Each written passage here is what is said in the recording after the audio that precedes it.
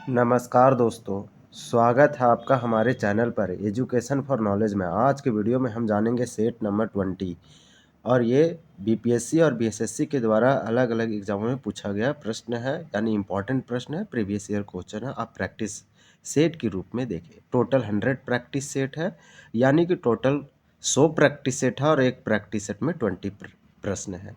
तो ये 17 first BPSC Bihar teacher 4.0 Bihar के तमाम प्रतियोगिता परीक्षाओं के लिए इम्पॉर्टेंट है, यानी एक मील का पत्थर साबित होगा। तो चलिए क्वेश्चन नंबर फर्स्ट देखेंगे और इससे संबंधित हम लोग इस सेट से संबंधित तथ्यों को करीब से जानते हैं। तो चलिए शुरू करते हैं। क्वेश्चन नंबर 1 दिया गया है, पूर्वी त्रिवेणी नहर की कुल लंबाई कितनी है? अगर पूर्वी त्रिवेणी नहर की टोटल लेंथ बात किया जाए तो इसका आंसर हो जाएगा बी, यानी 293 किलोमीटर पूर्वी त्रिवेणी की नहर है। आप याद रखें 293 किलोमीटर टोटल लेंथ है पूर्वी त्रिवेणी नहर की। नेक्स्ट प्रश्न देखेंगे, पटना उच्च न्यायालय के प्रथम भारतीय मुख्य न्यायाधीश कौन थे? तो 2 का आंसर हो जाएगा ए, फजल अली पटना हाई कोर्ट के फर्स्ट इंडियन चीफ जस्टिस थे। आप याद रखें इसका आंसर हो जाएगा ए, फजल अली पटना उच्च न्यायालय के मुख्य न्यायाधीश थे।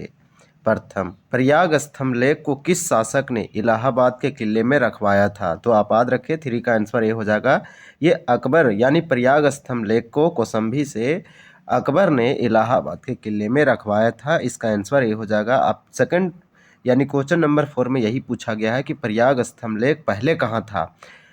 तो इसका आंसर हो जाएगा 4 का बी, कौशाम्बी, यानी प्रयाग स्तंभ लेख पहले कौशाम्बी में था, लेकिन अकबर जो थे वो प्रयाग स्तंभ लेख को इलाहाबाद के किले में ले के रखवाया। इसका आंसर भी हो जाएगा। प्रखंड प्रशासन का प्रमुख कौन होता है? तो आप लोग जानते हैं कि प्रखंड प्रशासन का प्रमुख बीडीओ होता है, यानी प्रखंड आप बोल सकते हैं कि बीडीओ ब्लॉक डेवलपमेंट ऑफिसर। यहाँ पे इसका आंसर हम लोग देखेंगे, इसका आंसर सी हो जाएगा।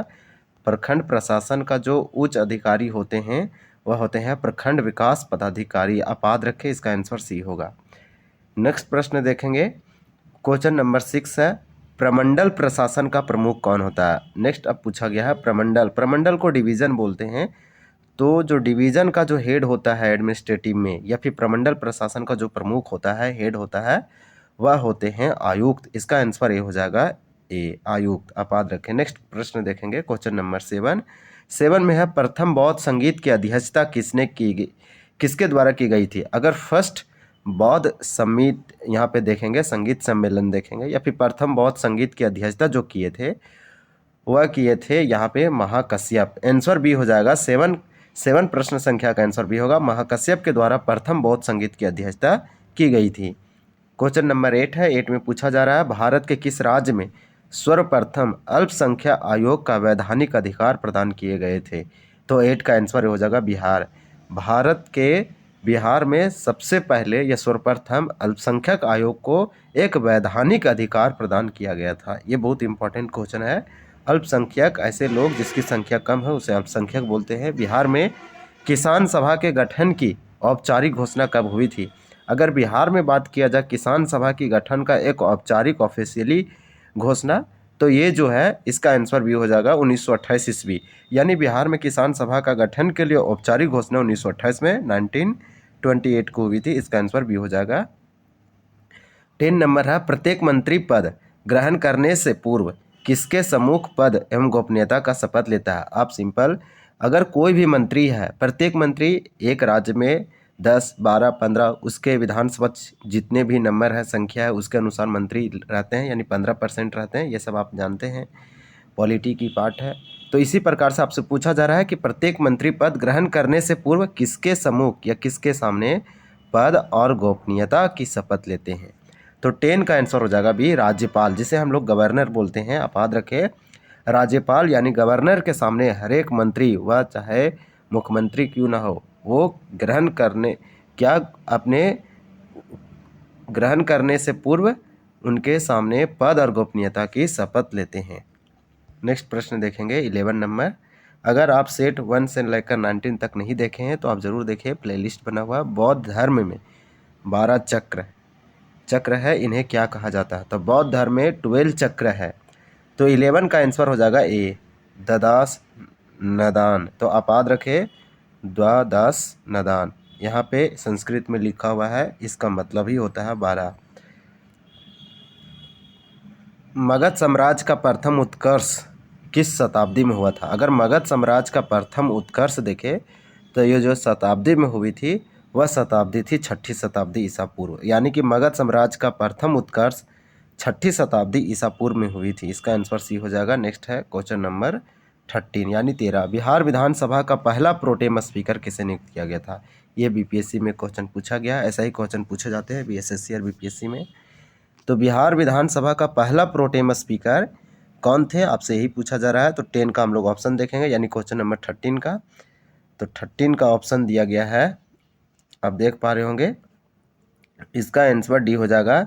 बिहार विधानसभा के प्रथम जो प्रोटेम स्पीकर थे वह थे सच्चिदानंद सिन्हा। आप याद रखें, इसका आंसर डी होगा। नेक्स्ट प्रश्न है क्वेश्चन नंबर 14। पटना संग्रहालय के प्रथम संग्रहालय अध्यक्ष कौन नियुक्त हुए थे? तो पटना म्यूजियम की बात किया जा रहा है, या पटना संग्रहालय के जो प्रथम संग्रहालय अध्यक्ष थे कौन थे?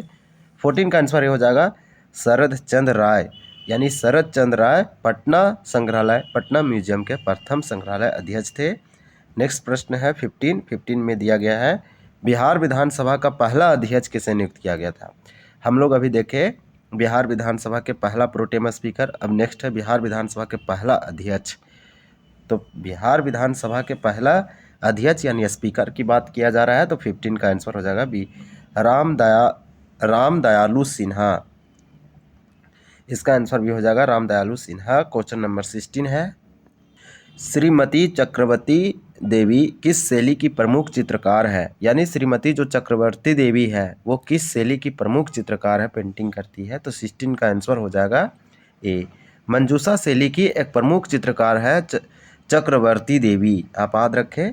नेक्स्ट है क्वेश्चन नंबर 17, श्री हरि मंदिर साहिब गुरुद्वारा कहाँ स्थित है? तो 17 का आंसर हो जाएगा सी, पटना में है श्री हरि मंदिर साहिब गुरुद्वारा। नेक्स्ट प्रश्न है क्वेश्चन नंबर 18 है। 18 में आपसे पूछा जा रहा है, वह प्रथम शासक कौन था जिसने युद्ध यानी शुद्ध चांदी का रुपया चलाया? वह प्रथम शासक यानी फर्स्ट रूलर कौन था जिसने शुद्ध एकदम प्योर चांदी का टका यानी रुपया चलाया था? तो 18 का आंसर हो जाएगा ए, शेर शाह सूरी था जिसने सूर्य डायनेस्टी की स्थापना की थी। प्रथम जैन संगीत की अध्यक्षता किसने की थी? अभी हम लोग देखें कि प्रथम बौद्ध संगीत की अध्यक्षता किसने किया था। अब नेक्स्ट है प्रथम जैन संगीत की अध्यक्षता किसने की थी? तो 19 का आंसर सी होगा अस्तुलभद्र।